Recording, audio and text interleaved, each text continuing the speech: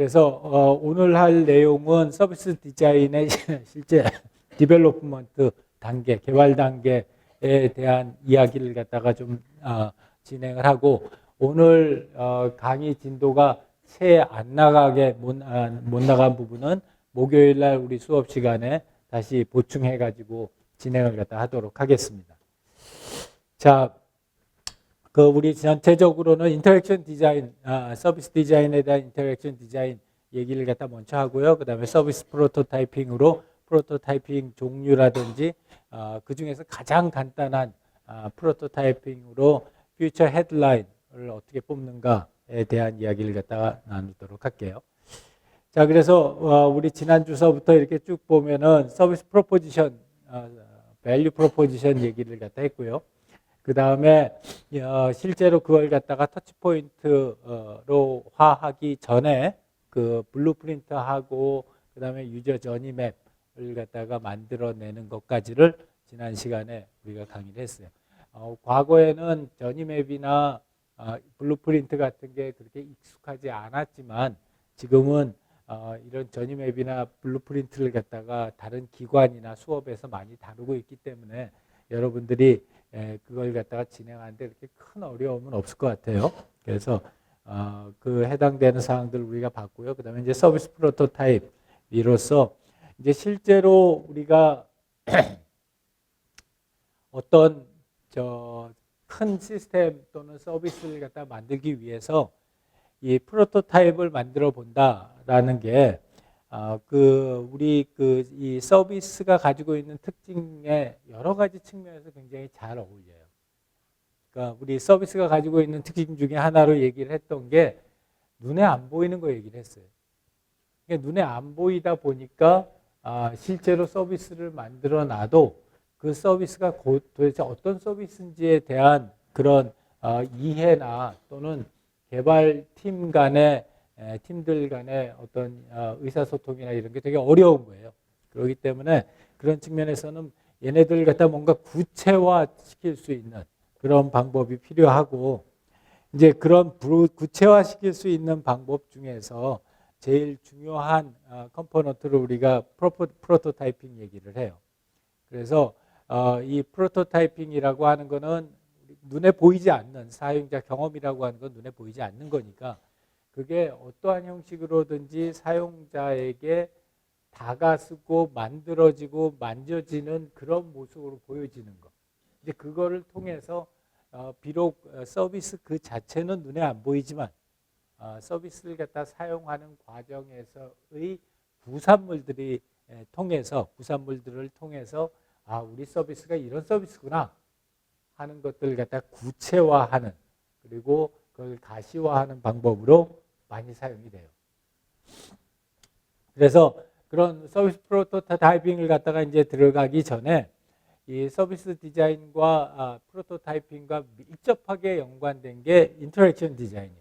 그래서 아마 여기 우리 송도 캠퍼스에서 온 친구들은 이 과 이름 자체가 인터랙션 디자인 과도 있으니까 이 인터랙션 디자인이라고 하는 거는 굉장히 익숙한 텀일 거라고 생각을 해요.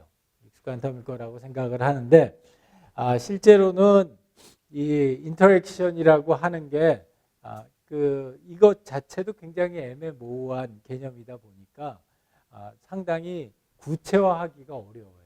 구체화하기가 어려워서 우리가 예를 들자면은 프로덕트 디자인을 제품 디자인을 한다.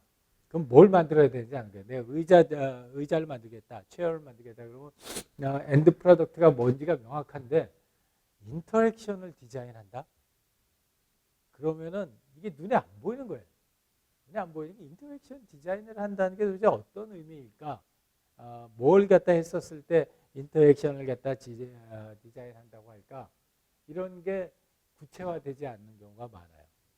근데 이제 우리 지난번에 블루프린트, 서비스 블루프린트 상에서 보면 이 피지컬 에비던스서부터 시작해가지고 서포트 프로세스까지 총 5단계의 레이어가 있다고 그랬어요. 가장 기본적으로. 이 가장 기본적으로 5단계의 레이어가 있고, 가장 위가 피지컬 에비던스고, 그 다음이 커스터머 액션이고, 그 다음에 온스테이지 컨택 임플로이 액션, 그 네, 백스테이지 컨택 인플로이 액션, 그 다음에 서포팅 프로세스. 이렇게 해서 총 5가지가 있고, 그랬을 때 가장 중요한 인터랙션으로 2가지를 들어요. 2가지가 커스터머하고 온스테이지 컨택 인플로이 퍼슨 간의 인터랙션. 그러니까 예를 들자면은 내가 오늘 어떤 식당에 갔다. 식당에 갔었으면은 내가 식당에 가가지고 고객으로 가서 그 식당에서 주문을 받는 사람과 이야기를 나누었다. 설렁탕 2개요. 이렇게 하고서 이야기를 나누었다 하면 거기에 관련된 있는 게 여기에 있는 커스터머 액션과 그 온스테이지 인플로이와의 액션과의 인터랙션이. 그래서 이게 프론트 스테이지에 있는 라인 오브 인터랙션이라고 그러고, 그러면은 인터랙션을 설계한다는 건 뭐냐? 여기서 여기로 무엇인가가 전달이 됐었을 때, 요 점을, 이 선을 넘어가는 요 점의 모습이 뭘까? 이 선을 넘어가는 점의 모습이 터치 포인트인 거예요. 그래서 우리가 인터랙션을 한다는 거는 이 터치 포인트들의 합이에요. 시퀀스예요. 순서. 그래서 우리가 인터랙션 설계를 한다.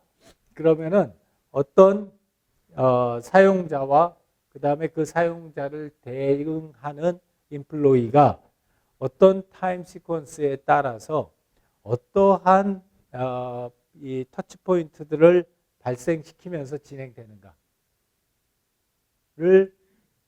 형상화한 거. 그게 인터랙션 디자인이에요.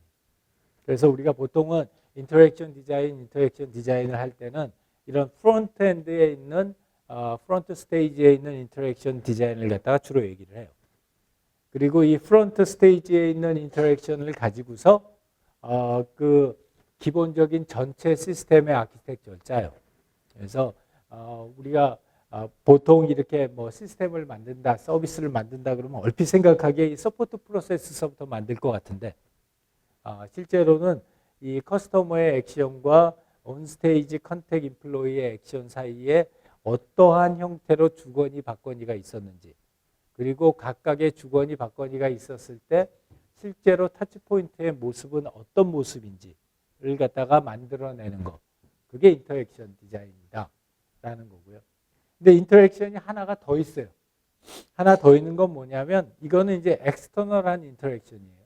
그래서 사용자하고 그 사용자를 응대하는 종업원 사이의 인터랙션인 거고, 실제로 뒤에 가가지고 백스테이지에 있는 인플로이하고 서포트 프로세스 간의 인터랙션은 요거는 인터널한 인터랙션입니다. 그래서 보통은 서비스 디자인을 한다. 그럴 때에는 여기에 있는 엑스터널한 인터랙션하고 이쪽에 있는 인터널한 인터랙션 2개를 다 합쳐서 인터랙션 디자인을 한다고 그래요. 그리고 서비스 디자인이 기존의 디자인에 비해서 스코프가 크다고 사람들이 얘기하는 이유는 여기에 보통 일반적인 프로덕트 디자인에서는 여기 위에 있는 엑스터널한 인터랙션만 주로 봐요. 근데 이제 서비스 디자인 할 때는 여기에 있는 엑스터널 인터랙션 뿐만이 아니라 인터널 인터랙션까지를 갖다 같이 봐줘야 돼요. 그러다 보니까 스코프가 커져요. 서비스 상에서의 스코프가. 그렇지만 좋은 점은 우리가 인터널하고 엑스터널한 인터랙션을 다 잡으면 실제로 인터랙션 디자인이 끝나고 나면 그 다음에 그걸 갖다가 어떤 시스템으로 구현할 것인가 하는 것까지의 간극이 훨씬 짧아요. 그래서 여러분들이 이런 이 인터랙션 디자인이 굉장히 중요한 이유 중에 하나가 과거에는 인터랙션 디자인의 디테일 정도하고 실제 제품이나 서비스가 만들어진 아웃풋하고의 차이가 굉장히 컸어요. 근데 이제 요새는 여러 가지 툴들이 좋아지면서 이런 인터랙션 디자인의 결과하고 실제로 그것을 갖다가 구현해낸 서비스 간의 간극이 굉장히 좁아졌어요. 그래서 이제 여러분들 중에 굉장히 저런 걱정들 많은 사람들이 있을 거예요. 나는 개발 못하는데 프로그래밍 랭귀지도 모르는데 난 DB도 만들어 본 적이 없는데 막 이러는데 우리가 과연 서비스를 만들어낼 수 있을까? 아마 특히 이제 디자인 백그라운드를 가지고 있는 사람들 그리고 경영학이라든지 사회학이라든지 이런 백그라운드를 가지고 있는 사람들이 그런 걱정들이 많이 있어요. 특히 최근 들어서 이제 개발 역량에 대한 이야기를 갖다가 많이들 하면서 이제 그런 걱정들을 갖다가 많이들 해요. 나는 개인적으로는 여러분들이 실제로 뭐 미니멈으로 한 6개월 정도를 갖다가 투자를 할 요량이 있다라고 하면 서비스 디자인에 필요로 하는 개발 능력은 물론 뭐 엄청난 전문 개발자만큼의 개발 능력을 갖다가 갖추지는 못하겠지만 그러나 어느 정도의 개발 능력은 충분히 갖출 수 있다고 생각해요. 특히 프론트 단에 서버 단에 100단에 있는 우리 DB나 이쪽은 좀 더 오래 걸리겠지만 프론트 단에 있는 이 인터랙션은 여러분들이 충분히 구현해낼 수 있어요. 나는 그렇게 생각해요. 나도 옛날에 그리고 내 제자들이나 우리 여러분 선배들을 갖다 보게 되면 진짜 개발 능력이 좋았던 친구들 중에 전산과나 전기전자과 나온 친구들 별로 없어요. 뭐 내가 지금까지 본 친구 중에 가장 개발 능력이 좋은 친구는 교육과 나온 친구. 그래서 그런 생각을 하고 이 인터랙션을 갖다가 보면은 요걸 우리가 얼마나 구체적으로 잘 만들어 놓느냐에 따라서 이제 거기서부터 실제 서비스를 구현하는 과정까지의 거리가 훨씬 좁아져요. 그런 점들을 갖다가 여러분들이 같이 한번 생각을 갖다 해보면 좋을 것 같고요. 그래서 일반적으로 우리가 인터랙션 디자인, 특히 제품 간의 인터랙션 디자인을 할 때는 이렇게 1대1의 서비스 또는 인터랙션을 갖다 생각을 했다면은 이 서비스 디자인으로 갔었을 때는 그 시스템의 사용자 또는 시스템 자체 또 그 시스템을 제공하는 사람들 이런 사람들 간에 다양한 형태의 인터랙션이 설계되어야 한다 라는 거고요.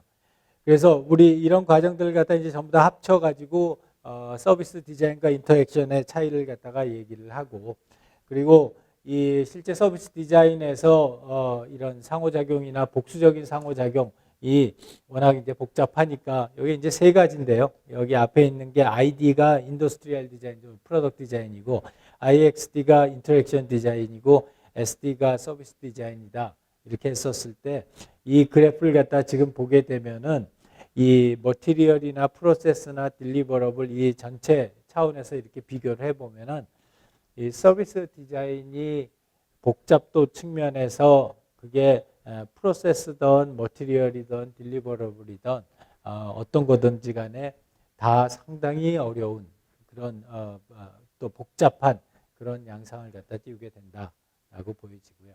이제 그런 것들을 갖다가 우리가 처음부터 풀로 이렇게 만들어낸다는 거는 사실 되게 어려워요.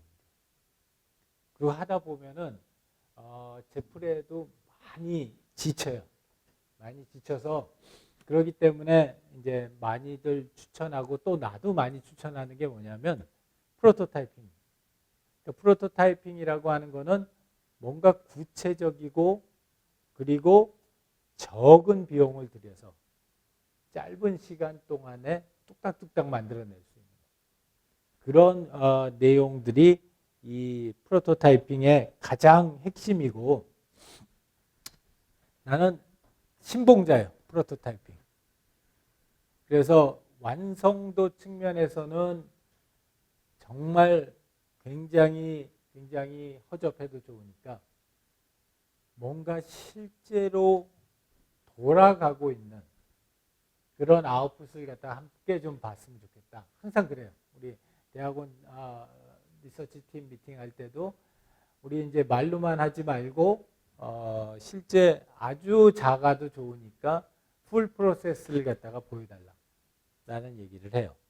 그만큼 프로토타이핑 툴이 굉장히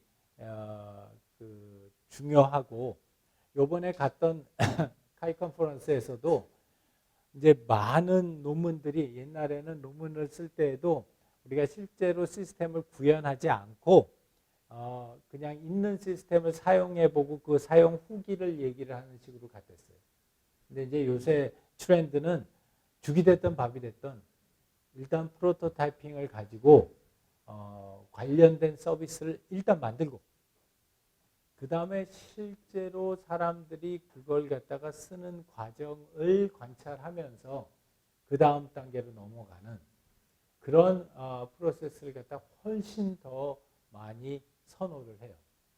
그러니까 이건 내가 이렇게 허접하게 서비스를 만들어서 이게 과연 무슨 그 소용이 있을까?